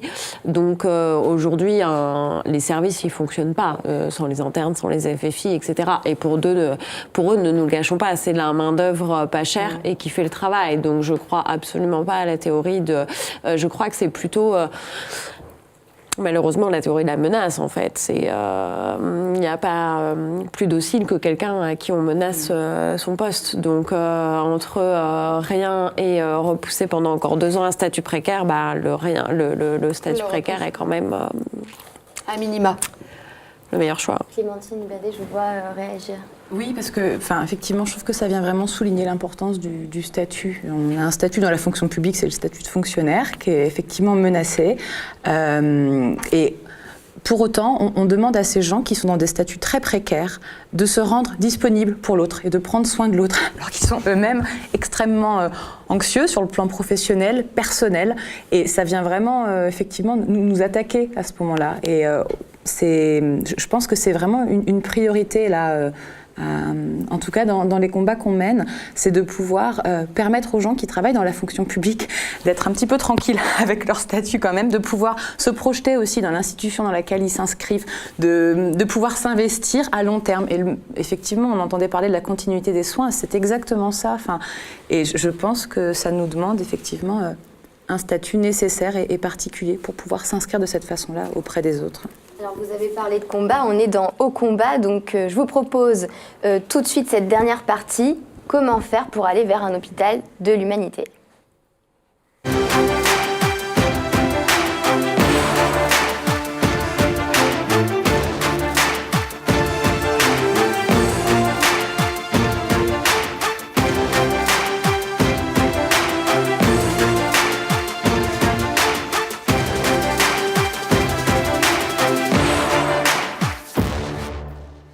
Alors, on le voit, les manifestations, les grèves, les débrayages, les journées de mobilisation se multiplient dans toute la France. Regardez cette carte, nous avons tenté de faire une carte, elle est non exhaustive, des hôpitaux en lutte depuis la rentrée. Je dois l'avouer, j'ai eu un peu de mal à la faire tellement ils sont nombreux. Tout d'abord... Belfort-Montbéliard aussi, un peu plus haut que Besançon. Il en manque plein. Aussi, un peu en dessous il en de manque plein, il y en a tellement... En fait, tu pouvais pratiquement mettre tous les hôpitaux de France. En fait, on aurait pu vu ce pays, à force de mettre tous les hôpitaux, revenir sur un point technique par rapport à votre situation particulière en tant que soignant. Vous manquez dans votre travail de temps et vous manquez aussi de temps pour lutter puisque vous devez détourner cette question des assignations. Est-ce que vous pouvez nous expliquer qu'est-ce que c'est ? Très clairement, il est prévu un système d'assignation, c'est-à-dire d'organiser un service minimum parce qu'on ne peut pas tous abandonner notre poste et laisser personne dans le service. Donc la tradition républicaine voulait que quand vous aviez 4 infirmières pendant la semaine et 2 le week-end, le service minimum, c'était le service minimum correspondant au week-end, donc 2 personnes. Là, lors du mouvement infirmière oubliée du 20 novembre, on a pu constater qu'un certain nombre de CHU ont dit « Oh non, moi j'ai pas vu le préavis, j'ai rien vu, donc non, on n'assigne pas. » Mais par contre, tout le monde doit être présent parce que pour nous, il n'y a pas grève. Et dans d'autres endroits, ont été assignés 100% de l'effectif, voire même quelques endroits exotiques qui, là où il y avait 4 infirmières habituellement, on en signait 5 ou 6 au cas où, en disant c'est quand même au cas où il y en a une qui ferait faux bond, qui serait malade, etc. On préfère assurer. Donc, pour le coup, étaient assignées plus de personnes qu'en régime normal. Donc ça, c'est un vrai souci, effectivement, par rapport à la mobilisation, parce que ça remet en cause le droit de grève. Et donc, c'est une vraie difficulté pour nous, pour se mobiliser. Alors, on voit que malgré tout... Alors, Anne-Sophie, je vois que vous réagissez. Il n'y a que quand il y a grève qu'on ne travaille pas en mode dégradé. Alors, on voit que la mobilisation, elle ne s'arrête pas. Il y a eu les EHPAD, la psychiatrie. Je me tourne vers Clémentine Badet de Pinel en lutte. Anecdotique, Madame Buzyn, qui, en plus de ne pas vous écouter, vous a bloqué sur Twitter. Oui. Bon, je peux pas dire grand-chose parce que j'ai pas Twitter. Donc, mais effectivement, oui, elle nous a bloqués sur Twitter. Je pense que ça vient vraiment souligner le mépris, et puis cette espèce de distance très entretenue aussi, qui se veut comme ça, dans quelque chose de rigoureux, mais qui en fait vient vraiment pointer un mépris terrible, et puis de surtout ne pas se confronter à la réalité, ne pas venir se confronter à la réalité des services, à la réalité des équipes, à la réalité des patients, voilà, pour pouvoir effectivement être dans une stratégie très technocratique comme ça. D'autant qu'elle n'est pas venue nous voir, je crois. Hein. Non, elle n'est pas venue nous voir. Il y avait la directrice de l'ARS des Hauts-de-France, Monique Ricom, qui a dit qu'elle viendrait visiter l'hôpital Philippe Pillen. Donc j'en profite pour lancer un appel. On attend toujours sa venue. Elle sera, accueillie du mieux que possible, en tout cas, avec l'énergie qu'on a. Et voilà. L'itinérance mémorielle est très en vogue actuellement. On pourrait peut-être lui proposer à Madame Buzyn de faire une itinérance mémorielle, qu'elle se rappelle qu'elle était médecin. Alors comment est-ce qu'on fait pour lutter ensemble ces hôpitaux? On a rencontré encore François Ruffin à Amiens. On lui a posé la question, je vous propose de l'écouter. Maintenant, ce qu'il faut, ça s'appelle un truc qui est quand même assez vieux, c'est le rapport de force. Hein. Et le rapport de force, tant que c'est le Rouvray, et puis après c'est le Havre, et puis après c'est Amiens, ça marche pas, quoi. À un moment, il faut qu'il y ait une unité qui se crée au niveau national et que du coup, ça vienne peser sur les portes de l'Assemblée nationale et sur les portes du ministère de la Santé, quoi. Je me tourne encore vers vous, Clémentine Vatté. Parlons concret. Est-ce qu'il y a une date de prévue? Oui, alors nous allons lancer un appel pour le 22 janvier. Il y aura quelque chose organisé assez spécifique à la psychiatrie, mais aussi un deuxième temps qui se voudra un petit peu plus ouvert, en tout cas pour lequel on proposera à tous nos collègues de la fonction publique de s'associer avec nous pour effectivement interpeller Madame Buzyn de façon peut-être un peu plus incisive, puisque je rejoins assez le propos de François Ruffin. On voit que les luttes internes, au bout d'un moment, on atteint une certaine limite parce que le directeur renvoie sur l'ARS, qui renvoie sur le ministère. Voilà. Et là, on travaille avec les collègues depuis plusieurs mois maintenant à un mouvement autour de la psychiatrie particulièrement qui se veut convergent, mais cette convergence, elle tend à s'ouvrir aussi à la fonction publique de façon générale. Alors ils sont autour de vous, vous pouvez peut-être leur poser la question. Le privé aussi, parce que le privé viendra. On a tendance à faire cette différence entre le public et le privé.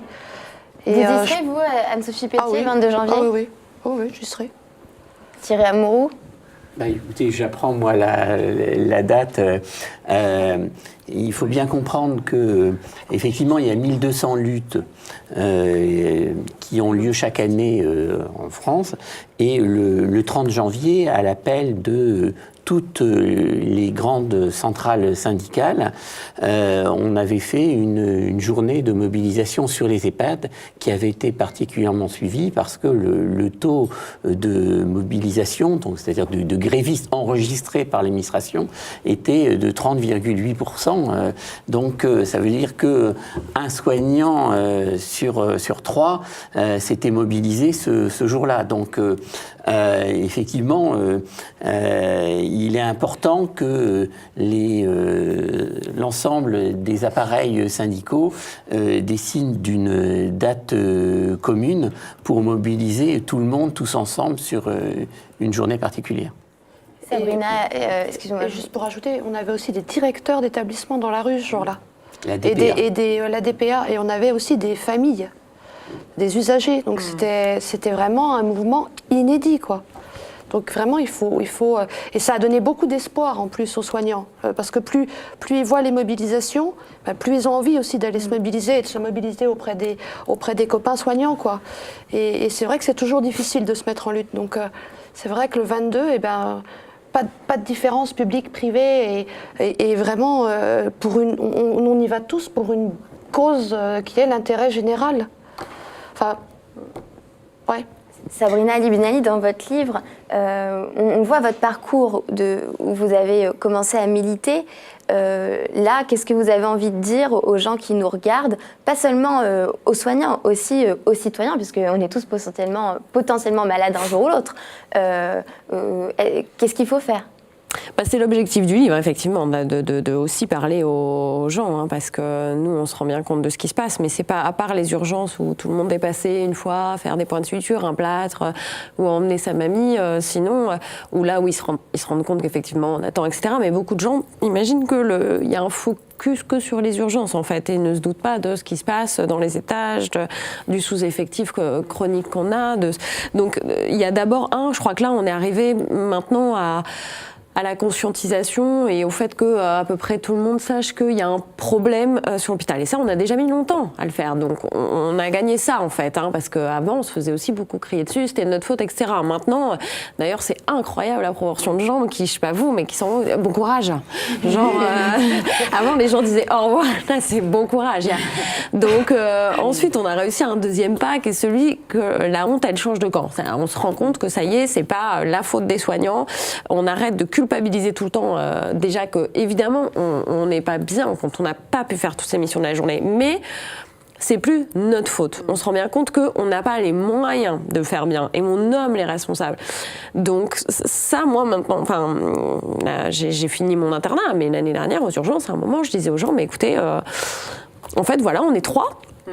Vous êtes 92 patients, voilà en fait, donc maintenant il faut écrire une lettre à la direction, au ministère pour dire d'augmenter les effectifs.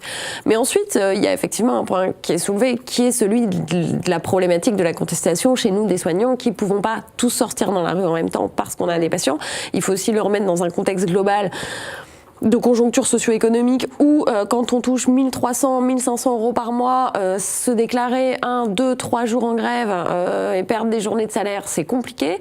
Quand on a 1 heure de transport le matin et le soir, qu'on a 2 mômes à la maison et que on va pas forcément aller marcher le samedi, le dimanche parce qu'il faut faire les courses, faut faire la machine, qu'on a compressé tout dans nos vies, le temps, l'argent, tout ça. Donc c'est déjà formidable qu'on arrive à faire tout ça, mais je pense qu'il faut qu'on trouve d'autres moyens aussi. On peut pas tous faire le Havre et la grève de la faim. D'abord, ils ont mis leur vie en danger quand même, donc accessoirement.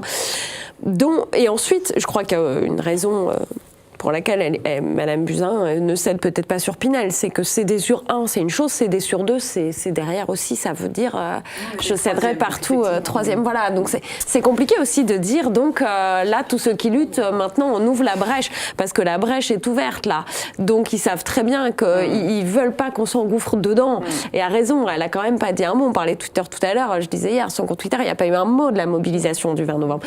Donc je pense que c'est à nous aussi d'inventer des rapports de force différents. Le CHU de Toulouse, ils ont fait ce clip là en dessinant un SOS sur le sol. Moi, quand j'ai fait la vidéo qui a fait 12 millions de vues, elle a permis aussi de encore lever. Il y a eu ce reportage sur ces reportages, plusieurs même sur les EHPAD, sur l'hôpital à Fleur de Pau, là sur France 5, etc. Donc tout ça, c'est moi je pense un petit peu qu'il y a la théorie du bouclier en fait dans la porte. C'est-à-dire qu'à force la brèche est enfoncée et puis mais c'est à nous aussi d'inventer et d'imaginer des choses entre nous via des plateformes, via les rencontres, via les sites de lutte et les manifestations, à savoir quel est le meilleur moyen aujourd'hui d'organiser un rapport de force à la fois dans la rue, à la fois dans le 2.0.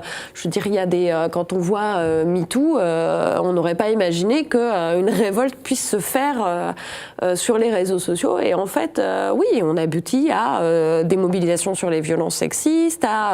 Donc on peut aussi faire des choses et je pense qu'il faut qu'on imagine ensemble comment est-ce qu'on peut construire tous ce rapport de force en étant tous présents sur tous les terrains possibles et inimaginables pour et on verra où c'est que ça craque en premier, mais on va faire craquer. Alors le 22 janvier, c'est les prémices, c'est une date. Thierry Lamourou, qu'est-ce que vous comptez faire? Alors là, je vous prends peut-être un peu de cours parce que vous venez d'apprendre la date, mais on l'a compris, c'est difficile pour les soignants d'aller dans la rue. Il y a d'autres moyens de faire grève. Déjà, appeler les citoyens, les familles des patients, puisque on est tous concernés. Est-ce que vous avez des clés, d'autres moyens pour lutter? Chacun, on essaye de trouver, mais on ne sait jamais pourquoi un mouvement prend ou prend pas. Moi, je suis diplômé de 84, j'ai fait le mouvement de 88, où on était 100 000 infirmières dans la rue, et bien, ça a payé. Enfin, tous les jeudis, on baissait l'activité de l'hôpital. Il n'y avait pas aucun entrant, sauf urgence vitale. Toutes les consultations étaient fermées, etc. Et on a eu une revalorisation salariale qui s'est étalée sur 3 années, plus 30%, parce qu'à l'époque, comme aujourd'hui, l'infirmière était à 1,2 fois le SMIC, et on a augmenté progressivement. Et aujourd'hui, voilà, c'est redescendu parce que Donc c'est possible, mais il faut vraiment que tout le monde s'y mette, et c'est pas toujours simple, comme le soulignait Sabrina, voilà, parce que chacun a ses impératifs de vie, et voilà, la lutte est plus difficile qu'autrefois. Anne-Sophie Pelletier, vous qui avez fait la grève de Foucheran, grève interminable, racontez-nous quelles sont les conséquences sur votre vie en tant que personne, en tant que soignant, de faire une grève aussi longue. On peut recommencer de l'émission, parce que là, ça va vous prendre beaucoup de temps de vous expliquer ce que ça fait sur quelqu'un de faire une grève aussi longue. C'est pas tant sur moi que ça a fait beaucoup de dégâts.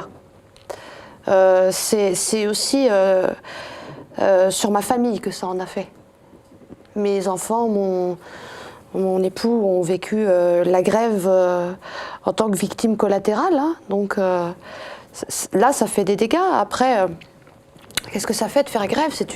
Sur le moment, c'est une magnifique école de la vie, c'est une école syndicale, c'est une école politique.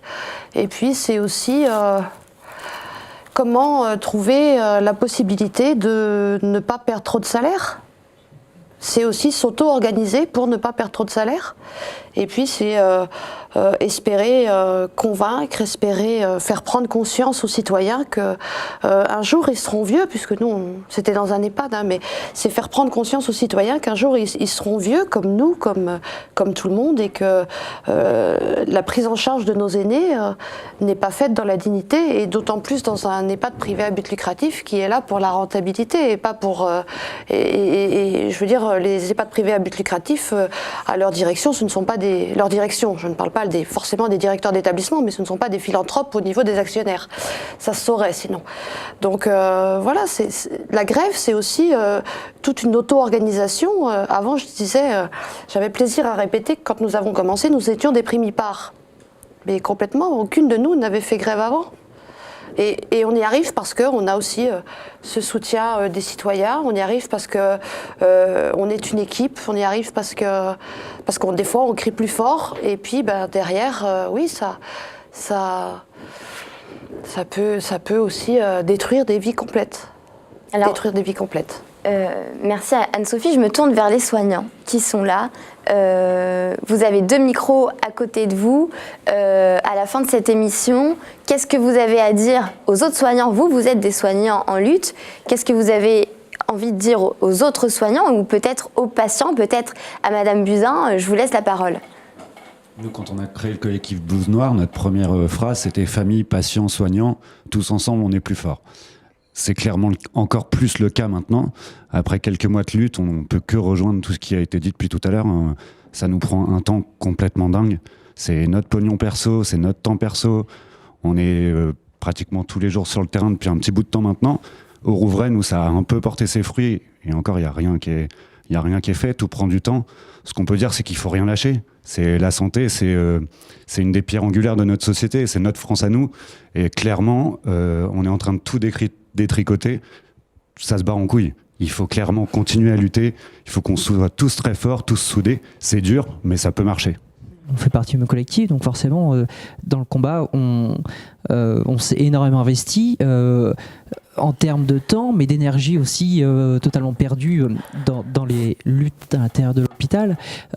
C'est très compliqué de faire porter notre message à l'extérieur, de trouver de nouvelles méthodes pour se faire entendre, d'aller à des endroits où on va créer petit à petit la même chose que chez nous pour essayer de trouver quelques dizaines de personnes qui sont motivées à porter ça. C'est très prenant aussi, nous, dans notre travail de tous les jours. C'est assez compliqué de se retrouver aussi avec ces conflits-là qu'on ramène dans notre service. Forcément, quand l'encadrement ne prend pas forcément ça d'un bon œil, qu'on ne soit pas d'accord avec la manière dont ça se passe à l'hôpital. Donc on a aussi des répercussions là-dessus. Donc, c'est énormément c'est un gros combat, c'est un énorme combat, mais nous on a envie de le faire, on a envie d'être soutenus, on a envie d'être rejoints, et je suis certain qu'il y a plein de personnes qui ont de très bonnes idées pour continuer à pousser ça, et de toutes les manières envisagées, tout à fait. Alors Marianne, je laisse la parole à Marianne. Vous travaillez dans un EHPAD. Oui, tout à fait. Moi, je travaille dans un EHPAD depuis plus d'une dizaine d'années maintenant. Et clairement, si on a eu un tel succès aux dernières mobilisations pour les EHPAD, c'est parce qu'on avait les usagers avec nous, les familles d'usagers et bon, les directeurs aussi, certes. Mais tant qu'on n'a pas derrière nous les usagers, on n'y arrivera pas. On a besoin vraiment, vraiment, vraiment de vous tous. La santé, ça nous concerne tous. Un jour ou l'autre, vous passez tous entre nos mains. Aidez-nous vraiment. J'espère que les sociaux, ceux qui regardent le média vont entendre votre appel. Pour conclure cette émission, un dernier tour de table. Si vous aviez quelque chose à dire, alors c'est peut-être un peu ridicule, je vais reprendre mes pancartes à Agnès Buzyn ou Emmanuel Macron. Je commence par vous, Sabrina. Est-ce que vous avez un message pour Agnès Buzyn ? Écoutez, moi pour l'instant, elle affiche le même. Mon attaché de presse lui a proposé une entrevue sur un média de son choix commun. On lui a envoyé mon livre et une lettre. Donc elle a toujours pas répondu. On attend. Je pense que comme ici avec vous, comme avec vos Pinel, je pense qu'elle veut pas se confronter à la réalité. Donc moi, je me fais pas de fausses idées sur les intentions de ces gens-là. Je crois qu'en un peu plus d'un an, on s'est déjà aperçu de la politique faite par eux pour qui elle était faite, clairement pas pour l'intérêt général, on s'en aperçoit un peu plus tous les jours. Donc moi le seul message que j'ai à leur adresser, c'est que ces gens-là ne sont pas, comme ils disent, ceux qui nous dirigent, mais ceux qui nous représentent. Et ils ne sont pas le sommet, mais ils sont à notre service. Donc redescendez, n'ayez pas autant de mépris et d'arrogance pour les gens, parce qu'à un moment, ça tourne toujours au vinaigre, toujours. Et la mémoire est longue. Et s'ils répondent pas de ça, comme je l'ai dit, vis-à-vis du peuple, j'espère qu'au moins ils en répondent pas. Comment ils en répondent devant leur conscience, parce que ces gens-là sont responsables de terribles souffrances dans les familles, chez les patients, chez les soignants. Et je crois qu'à un moment, peut-être que nous on a du mal, etc. Mais tous les jours, quand on se regarde dans la glace, on est fiers de notre boulot. On sait que ce pourquoi on lutte, c'est juste. On espère qu'un maximum de gens nous aideront à le faire, mais au moins on est droit, loyal et humain, ce qui n'est pas leur cas. Donc je les appelle à revenir au respect de la vie, de l'humanité et de la dignité des êtres humains. Thierry Amorou. Alors, nous, notre attente, c'est déjà, dans un premier temps, un moratoire sur les plans d'économie de la santé, parce qu'effectivement, on est en train de tout déstructurer l'organisation qu'il y a avec l'hôpital aujourd'hui ne tient que par les professionnels qui y sont. Mais le point de rupture a été atteint, on le voit par rapport au suicide des soignants, à l'augmentation des erreurs de soins qui explosent, parce qu'on nous met en condition de commettre des erreurs de soins. Il y a une telle charge de travail. Donc ça, c'est le premier point. Le deuxième point, c'est réorienter également des moyens sur ce qui pêche en France, c'est-à-dire la santé publique, la prévention, réorganiser une médecine de santé de quartier avec des dispensaires, avec des PMI pour être au plus près des besoins de santé de la population. C'est réorganiser la santé au travail, la santé scolaire, qui sont complètement déficients aujourd'hui et qui ne répondent pas aux besoins. Ça se fait dans les autres pays, la prise en charge des soins de santé primaires. Et pourquoi en France, on n'y arriverait pas voilà. Merci Clémentine Badet. Un mot pour Madame Buzyn, qui ne vous répond pas, mais tantôt encore. Oui, pour Buzyn. Elle déclarait il y a un petit peu plus d'un an dans l'hémicycle de l'Assemblée nationale qu'il y avait une certification pour les établissements en psychiatrie et qu'à ce titre, il n'y avait pas de problème avec la psychiatrie en France. J'aimerais aujourd'hui qu'elle puisse se prononcer concernant La psychiatrie, encore dans l'hémicycle, je pense que plus personne aujourd'hui ne peut tenir ce discours-là. Et j'aimerais lancer un message d'espoir un peu aux autres hôpitaux qui souhaitent lutter. Je crois vraiment que ce qui a permis de changer cette représentation qu'on avait de la psychiatrie comme quelque chose d'un peu anxiogène qu'on tient à distance, c'est le fruit de tout ce travail qu'on mène depuis des mois pour renvoyer quelque chose du réel, de nos services et de la réalité des patients très vulnérables que nous accueillons. Et je continue, je réitère quand même mon invitation pour qu'elle puisse se confronter un petit peu à ce réel-là et venir rencontrer les humains dont elle a la charge. Merci Anne-Sophie Pelletier pour conclure cette émission. Un mot. Alors Virginie, vous avez rencontré François Ruffin qui disait à l'Assemblée aussi à un moment donné pour les pauvres on parle en milliers et pour les riches on parle en milliards. Madame Buzyn sortait donc le carnet de chèques pour que justement notre santé ne soit pas sacrifiée sur l'autel de la rentabilité. Je dirais aussi que de l'argent, il y en a. Alors je ne veux pas être démagogue, mais de l'argent, il y en a. Il suffit d'aller le chercher où il y en a, justement, puisque depuis qu'il y a Emmanuel Macron, quand même, le CICE, c'est 40 milliards d'euros. Donc si on l'investissait dans la santé, je pense que nos hôpitaux iraient mieux. L'ISF, qui a permis à certaines familles de gagner énormément d'argent. Si on le mettait, je pense, si M. Macron rendait l'ISF et l'investissait dans la santé, je pense aussi qu'on pourrait garder nos hôpitaux de proximité. Voilà, donc Monsieur Macron, Madame Buzyn, je pense qu'il est temps que vous arrêtiez votre mépris, mais pas que vers les soignants, envers tout ce peuple qui souffre, ce peuple d'oubliés. Et je pense que si nous continuons à nous mobiliser, comme le disait Sabrina, eh bien on va aller défoncer quelques portes au bouclier. Et puis, chers amis soignants, continuons la lutte. Le combat n'est pas terminé. Merci. Je vous remercie, c'est la fin de cette émission. Je voudrais remercier mes invités qui ont pris de leur temps, et on sait que leur temps est précieux, pour s'être déplacés ici à Montreuil. Ils sont venus parfois de loin pour venir sur le plateau du Média nous parler de ce sujet qui est d'intérêt public. Je voudrais vous interpeller, vous qui nous regardez, puisqu'on est tous concernés. Ceux qui nous soignent pour s'en sortir ont besoin de vous, familles, patients, citoyens. Un grand merci à Romain Moriconi, qui est dans mon oreillette et qui m'a aidé à préparer cette émission. Et aux sociaux qui ont financé cette émission. Je vous invite à nous dire si elle vous a plu, à nous faire des retours.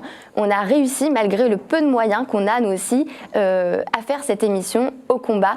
Je vous rappelle que le Média est un média citoyen, indépendant, en libre accès, qu'une telle émission coûte cher et qu'elle n'aurait pas été possible sans nos sociaux qui nous financent.